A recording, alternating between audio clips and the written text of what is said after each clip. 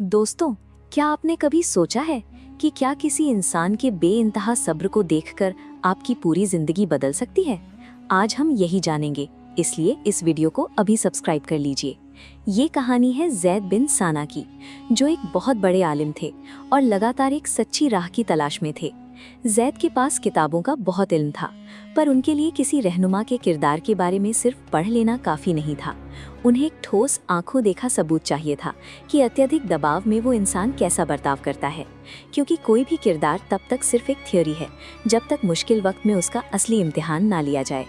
ज़ैद के इस इम्तिहान का आधार प्राचीन किताबें थीं, जिनमें आखिरी नबी की एक बहुत ही खास और अलग निशानी का जिक्र था। ये ग्राफ पेशेंस हाइपोथेसिस दिखाता है। एक्स एक्सिस पर हार्शनेस और वाई एक्सिस पर पेशेंस। नियम था बेवजह सख्ती पर सब्र उसी रफ्तार से बढ़ना चाहिए। अब स्ट्रेस टेस्ट मार्कर को देखिए। ज़ैद ने इस सख्ती को आखिरी हद तक ले जाने का प्लान बनाया। ज़ैद इस पूरे टकराव को एक बारीक मनोवैज्ञानिक प्रयोग की तरह देख रहे थे, जहां उन्हें ये देखना था कि क्या कोई इंसान वाकई इतना धैर्यवान हो सकता है। ज़ैद ने तय किया कि वो पैगंबर Muhammad peace be upon him के पास लोगों के बीच जाएंगे, और वो भी कर्ज चुकाने की असल तारीख से कई दिन पहले। वहां पहुंचते ही ज़ैद ने अचानक पैगंबर की चादर को जोर से पकड़ा, उसे खींचा और बहुत ही सख्त लहजे में बात की।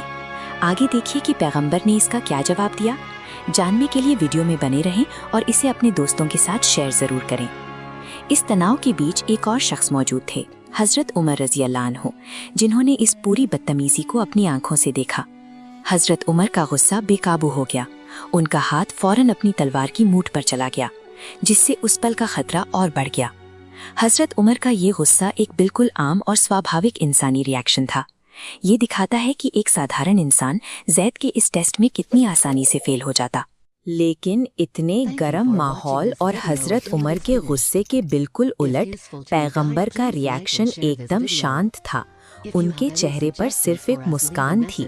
उन्होंने ज़ैद के गुस्से का जवाब गुस्से से नहीं दिया और ना ही हजरत उमर के रिएक्शन को सही ठहराया। उन्होंने उस बढ़ती हुई दुश्मनी को वहीं रोक दिया। पैगंबर ने हजरत उमर को हिदायत दी कि तुम्हें ज़ैद को नरमी से कर्ज मांगने को कहना चाहिए था और मुझे उस कर्ज को अच्छी तरह अदा करने के लिए कहना चाहिए था।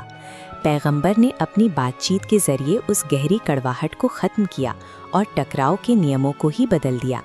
उसी वक्त पैगंबर ने हुक्म दिया कि ज़ैद का कर्ज फ़ौरन चुका दिया जाए, हालांकि उसकी तारीख अभी आई भी नहीं थी। यहाँ एक और चीज़ हुई जिसकी किसी को उम्मीद नहीं थी। पैगंबर ने हुक्म दिया कि ज़ैद को उनके असल कर्ज से थोड़ा ज़्यादा माल दिया जाए। ये एनिमेटेड लेज़र दिखाता है कि कैसे असल कर्ज पूरा होने के बाद एक सरप्लस यानी अतिरिक्त हिस्सा जोड़ा गया। ये इसलिए था क्योंकि हज़रत उमर के गुस्से की वजह से ज़ैद को जो डर महसूस हुआ था, ये उसकी भरपाई थी। इस पूरे वाक़ये ने साबित किया कि यहाँ ज़ैद की कड़वाहट का सामना बेहिसाब गरिमा और बड़े दिल के साथ किया गया था। ज़ैद के अंदर का सारा शक उसी पल खत्म हो गया। उन्हें समझ आ गया कि उनका बनाया हुआ नामुमकिन सा पैमाना पूरा हो चुका है। इस बेदाग अखलाक यानी किरदार को अपनी आंखों के सामने देखकर ज़ैद ने उसी वक्त इस्लाम कबूल कर लिया।